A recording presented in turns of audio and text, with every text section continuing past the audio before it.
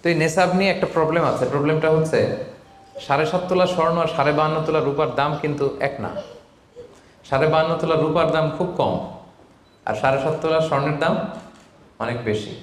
এটা হইল একটাই কম আর একটা বেশি। ঘটনা হচ্ছে রাসূল সাল্লাল্লাহু আলাইহি ওয়াসাল্লাম যখন এই থ্রেশহোল্ডটা বেঁধে দিয়েছিলেন নিসাবটা, তখন দুইটার মান সমান ছিল। তখন 7.5 তোলা স্বর্ণ দিয়ে 52.5 তোলার মতো রূপা পাওয়া যেত, অথবা কেউ 52.5 তোলা রূপা বিক্রি করলে 7.5 তোলা স্বর্ণ পেত। কিন্তু পরে সিলভার ফল করতে শুরু করলো, ফল করতে করতে আজকে এই অবস্থা। গোল্ড আবার খুব একটা ফল করে নাই, ফলে গোল্ডের স্টেবিলিটিটা এখনো রয়ে গিয়েছে। তো এখন আপনি কোনটা ধরে দিবেন জাকাতটা? যদি আপনি রূপা ধরেন, কথার কথা, রূপা যদি এই 1 ভরির দাম 1000 টাকা হয়, তাহলে 52.5 ভরির দাম কত? 52,500 টাকা। কিন্তু স্বর্ণ যদি আপনি হিসাব করেন, 1 ভরি যদি 50,000 হয়, 7.5 ভরি কত?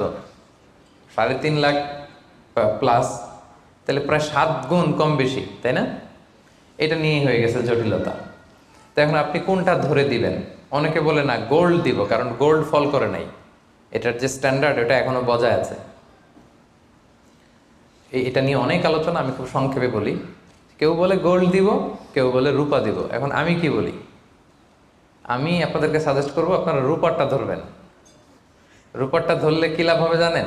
দুই দিকেই লাভ, আপনারও লাভ, যিনি নিবে আরও লাভ। রূপারটা ধরলে বেশি সংখ্যক লোক জাকাত দান করতে হবে, তাই না?